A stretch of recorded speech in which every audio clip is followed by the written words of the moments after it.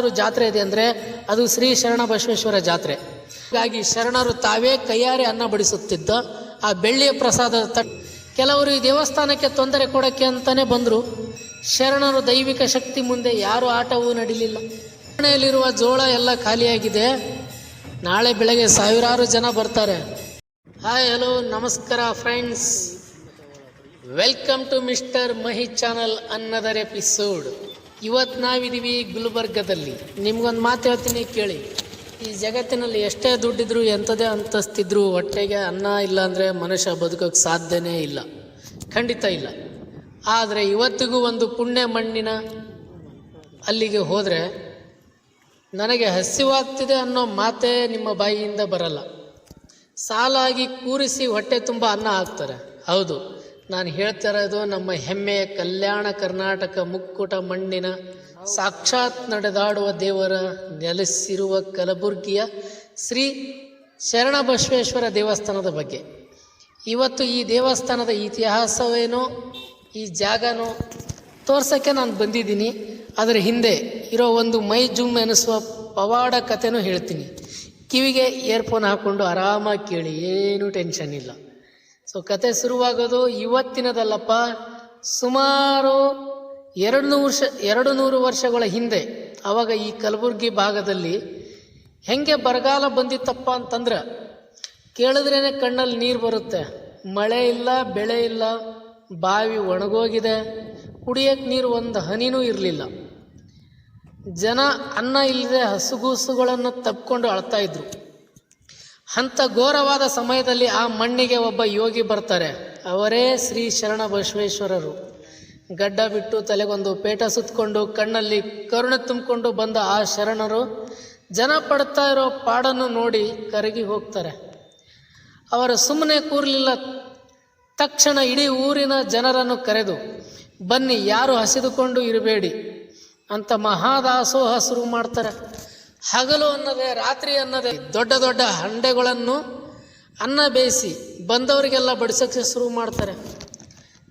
ಜೀವ ಬಂದ ಹಾಗೆ ಆಗುತ್ತೆ ಜನರಿಗೆ. ಆದರೆ ಗೆಳೆಯರೇ, ದಿನಗಳು ಉರುಳಿದ ಹಾಗೆ ಬರಗಾಲನೂ ಜಾಸ್ತಿನೇ ಆಗ್ತಾ ಹೋಗ್ತಾ ಬಂತು. ದಾಸೋಹದ ಕೋಣೆಯಲ್ಲಿದ್ದ ಜೋಳ, ಅಕ್ಕಿ ಮೂಟೆಗಳನ್ನು ಖಾಲಿ ಆಗ್ತಾ ಬಂದವು. ಒಂದು ದಿನ ಸಾಯಂಕಾಲ ಅಡುಗೆ ಮಾಡುವಾಗ ಸೇವಕರು ಓಡಿ ಬಂದು ಶರಣರ ಕಾಲಿಗೆ ಬಿದ್ದರು. ಸ್ವಾಮಿ, ಅನಾಹುತ ಆಗಿಬಿಟ್ಟಿದೆ, ಕೋಣೆಯಲ್ಲಿರುವ ಜೋಳ ಎಲ್ಲ ಖಾಲಿಯಾಗಿದೆ, ನಾಳೆ ಬೆಳಗ್ಗೆ ಸಾವಿರಾರು ಜನ ಬರ್ತಾರೆ, ಅವರಿಗೆ ಅನ್ನ ಹಾಕೋಕ್ಕೆ ಒಂದು ಮುಕ್ಕಾಳು ಇಲ್ಲ ಸ್ವಾಮಿ ಅಂತ ಅಳೋಕ್ಕೆ ಶುರು ಮಾಡಿದ್ರು. ನೀವಾಗಿದ್ರೆ ಏನು ಮಾಡ್ತಿದ್ರಿ? ಗಾಬರಿ ಆಗ್ತಿದ್ರಿ ಅಲ್ವಾ? ಆದರೆ ನಮ್ಮ ಶರಣ ಬಸವೇಶ್ವರರು ಏನು ಮಾಡಿದ್ರು ಗೊತ್ತಾ? ಅವರು ನಿಧಾನವಾಗಿ ನಕ್ಕು, ಲೇಕಂದ, ಗಾಬರಿ ಆಗಬೇಡ, ಕೊಡನು ಆ ಮೇಲಿರುವ ಭಗವಂತನು, ನೀನು ಹೋಗಿ ಆ ಕೋಣೆಯ ಧಾನ್ಯದ ಕೋಣೆ ಬಾಗಿಲು ತೆಗೆದು ಅಂದರು. ಸೇವಕರು ಕೈ ಕಾಲು ನಡುಗುತ್ತಾ ಇವೆ. ಹಸಿದ ಜನರ ಹೊರಗೆ ಕಾಯ್ತಾ ಇದ್ದಾರೆ. ಸೇವಕರು ಹೆದರುತ್ತಲೇ ಹೋಗಿ ಆ ಕೋಣೆ ಬಾಗಿಲು ತೆರೆದರು. ಅಲ್ಲಿ ಏನಾಗುತ್ತೆ ಗೊತ್ತಾ? ಖಾಲಿಯಾಗಿದ್ದ ಇಡೀ ಕೋಣೆಯಲ್ಲಿ ಜೋಳದ ಮೂಟೆಗಳನ್ನು ಮೇಲ್ಛಾವಣಿವರೆಗೂ ತುಂಬಿ ತುಳುಕುತ್ತಿದ್ದವು. ಯಾರು ತಂದು ಹಾಕಿಲ್ಲ, ಎಲ್ಲಿಂದ ಬಂತು ಯಾರಿಗೂ ಗೊತ್ತಿಲ್ಲ. ಎಷ್ಟು ಬಾಚಿದರೂ ಧಾನ್ಯದ ಮುಗಿತಾನೇ ಇರಲಿಲ್ಲ. ಇಡೀ ಊರಿನ ಜನ ಶರಣರ ಕಾಲಿಗೆ ಬಿದ್ದು ಅತ್ತೇ ಬಿಟ್ಟರು. ಆ ಶಕ್ತಿ ಇವತ್ತಿಗೂ ಇದೆ ಗೆಳೆಯರೆ. ಅಂದಿನಿಂದ ಇಂದಿನವರೆಗೂ ಕಲಬುರ್ಗಿಯ ದೇವಸ್ಥಾನದಲ್ಲಿ ಅನ್ನದಾಸೋಹ ನಿಂತೇ ಇಲ್ಲ. ಈ ಪವಾಡ ಕತೆ ಕೇಳಿ ಅಂದಿನ ರಾಜರು, ನಿಜಾಮರು ಕೂಡ ದಂಗಾಗಿ ಹೋದರು. ಕೆಲವರು ಈ ದೇವಸ್ಥಾನಕ್ಕೆ ತೊಂದರೆ ಕೊಡೋಕ್ಕೆ ಅಂತಲೇ ಬಂದರು. ಶರಣರು ದೈವಿಕ ಶಕ್ತಿ ಮುಂದೆ ಯಾರು ಆಟವೂ ನಡೀಲಿಲ್ಲ. ಕೊನೆಗೆ ಸ್ವತಃ ರಾಜರೇ ಬಂದ ಶರಣರ ಕಾಲಿಗೆ ನಮಸ್ಕಾರ ಮಾಡಿದರು. ಇನ್ನೊಂದು ಮಜಾ ವಿಷಯ ಹೇಳ್ತೀನಿ ಕೇಳಿ. ನೀವು ಈ ದೇವಸ್ಥಾನದ ಒಳಗೆ ಹೋದರೆ ಅಲ್ಲಿ ನಿಮಗೆ ಯಾವುದೇ ಕಲ್ಲಿನ ವಿಗ್ರಹ ಸಿಗೋದಿಲ್ಲ. ಹೌದು, ಅಲ್ಲಿರೋದು ಶ್ರೀ ಶರಣ ಬಸವೇಶ್ವರ ಪವಿತ್ರ ಜೀವ ಸಮಾಧಿ. ಅದು ದೇವಸ್ಥಾನ ಅಂತ ಅಂದ್ಕೊಂಡಿರುವ ನಮ್ಮ ಭಕ್ತರು. ಸೊ ಅಲ್ಲಿ ನಿಮಗೆ ಯಾವುದೇ ಒಂದು ತೊಂದರೆ ಇದೆ ಅಂತ ಹೋದರೆ ನಿಂತು ನೀವು ಕಣ್ಣು ಮುಚ್ಚಿ ಬೇಡ್ಕೊಂಡ್ರೆ ಸಾಕು, ನಿಮ್ಮ ತಲೆಯಲ್ಲಿರುವ ಎಂಥದೇ ಕಷ್ಟ ಇದ್ದರೂ ಕೂಡ ಕರಗಿ ನೀರಾಗಿ ಹೋಗುತ್ತೆ. ಅದಕ್ಕಿರೋದು ಶ್ರೀ ಶರಣ ಬಸವೇಶ್ವರ ಅಪ್ಪಾಜಿಯ ಪವಾಡಗಳು, ಭಕ್ತರ ಒಂದು ಭಕ್ತಿ. ಇನ್ನು ವರ್ಷಕ್ಕೊಮ್ಮೆ ಇಲ್ಲಿ ನಡೆಯುವ ಜಾತ್ರೆ ಇದೆಯಲ್ಲ, ಹಬ್ಬಬ್ಬ, ಇಡೀ ಕಲಬುರಗಿ ನಗರವೇ ಹಬ್ಬದ ವಾತಾವರಣದಲ್ಲಿ ಮುಳುಗಿರುತ್ತೆ. ಲಕ್ಷಾಂತರ ಜನ ಶರಣಾರತಿ ಅಂತ ಜೈಕಾರ ಹಾಕುತ್ತಾ ರಥ ಎಳೆಯುತ್ತಾರೆ. ಅದು ಮೈ ಜುಮ್ ಎನಿಸುವ ಒಂದು ಘಟನೆ. ಸಖತ್ತಾಗಿ ನಮಗೆ ಖುಷಿ ಪಡುವಂಥ ಒಂದು ಯಾವುದಾದ್ರೂ ಜಾತ್ರೆ ಇದೆ ಅಂದರೆ ಅದು ಶ್ರೀ ಶರಣ ಬಸವೇಶ್ವರ ಜಾತ್ರೆ. ಜನ ಶರಣಾರತಿ ಅಂತ ಕೈ ಎತ್ತಿ ಜೈಕಾರ ಹಾಕುತ್ತಾ ರಥ ಎಳೆಯುತ್ತಾ ಇದ್ರೆ ಹಬ್ಬಬ್ಬ ನೋಡೋಕ್ಕೆ ಒಂದು ರೋಮಾಂಚನ. ಅಷ್ಟೇ ಅಲ್ಲ, ಅಂದು ಹಳ್ಳಿ ಬಡವರಿಗಾಗಿ ಶರಣರು ತಾವೇ ಕೈಯಾರೆ ಅನ್ನ ಬಡಿಸುತ್ತಿದ್ದ ಆ ಬೆಳ್ಳಿಯ ಪ್ರಸಾದದ ತಟ್ಟೆ ಇದೆಯಲ್ಲ, ಅದನ್ನು ಈ ಜಾತ್ರೆ ದಿನ ಮಾತ್ರ ಭಕ್ತರ ದರ್ಶನಕ್ಕೆ ಇಡ್ತಾರೆ.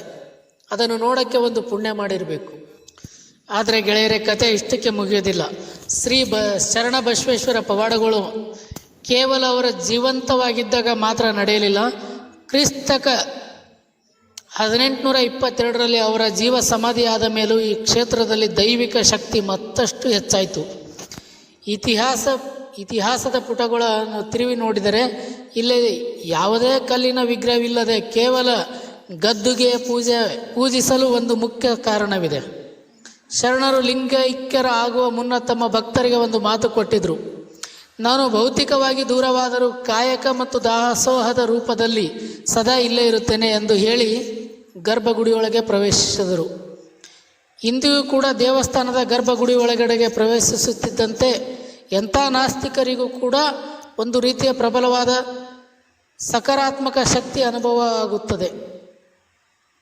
ಈ ಕ್ಷೇತ್ರದ ಇತಿಹಾಸದಲ್ಲಿ ಬ್ರಿಟಿಷರ ಕಾಲದ ಒಂದು ಸತ್ಯ ಘಟನೆ ಉಲ್ಲೇಖವಿದೆ. ಭಾರತವನ್ನು ಆಳುತ್ತಿದ್ದ ಬ್ರಿಟಿಷರು ಅಧಿಕಾರಿಗಳಿಗೆ ಈ ಕ್ಷೇತ್ರದ ಮಹಾದಾಸೋಹ ಮತ್ತು ಶರಣರ ಮೇಲಿದ್ದ ಜನರ ಅಚಲವಾದ ಭಕ್ತಿಯನ್ನು ಸಹಿಸಲು ಸಾಧ್ಯವಾಗಲಿಲ್ಲ. ಆ ದೇವಸ್ಥಾನದ ವ್ಯವಸ್ಥೆಯನ್ನು ಹಾಳು ಮಾಡಲು ಮತ್ತು ತಮ್ಮ ದರ್ಪವನ್ನು ತೋರಿಸಲು ಬ್ರಿಟಿಷ್ ಅಧಿಕಾರಿ ಒಬ್ಬನು ತನ್ನ ಸೈನಿಕನೊಂದಿಗೆ ದೇವಸ್ಥಾನದ ಆವರಣಕ್ಕೆ ನುಗ್ಗಲು ಪ್ರಯತ್ನಿಸಿದನು. ಆದರೆ ಸ್ವತಃ ಬ್ರಿಟಿಷರೇ ಬೆಚ್ಚು ಬೀಳಿಸುವಂತೆ ಒಂದು ಘಟನೆ ಅಲ್ಲಿ ನಡೆಯಿತು. ಆ ಅಧಿಕಾರಿ ದೇವಸ್ಥಾನ ಮುಖ್ಯ ದ್ವಾರದ ಒಳಗೆ ಕಾಲಿಡುತ್ತಾ ಇದ್ದಂತೆ ಅವನ ಕುದುರೆ ಸಡನ್ನಾಗಿ ಕಲ್ಲಿನಂತೆ ಹೆಪ್ಪುಗಟ್ಟಿ ನಿಂತುಬಿಟ್ಟಿತು. ಸೈನಿಕರು ಎಷ್ಟೇ ಪ್ರಯತ್ನಿಸಿದರೂ ಕುದುರೆ ಒಂದು ಇಂಚು ಕದಲಿಲ್ಲ. ಇದನ್ನು ಕಂಡು ಅಹಂಕಾರದಲ್ಲಿದ್ದ ಬ್ರಿಟಿಷ್ ಅಧಿಕಾರಿ ಸಂಪೂರ್ಣವಾಗಿ ಬೆದರಿ ಹೋದನು. ತಕ್ಷಣವೇ ಕುದುರೆಯಿಂದ ಕೆಳಗಿಳಿದು ಶರಣರ ಮುಂದೆ ಸಾಷ್ಟಾಂಗ ನಮಸ್ಕಾರ ಮಾಡಿ ಕ್ಷಮೆ ಕೇಳಿದನು. ಆಶ್ಚರ್ಯವೇನೆಂದರೆ ಅವನ ಕ್ಷಮೆ ಕೇಳದ ಮರುಕ್ಷಣವೇ ಕುದುರೆಗೆ ಮರಳಿ ಜೀವ ಬಂದಿತು.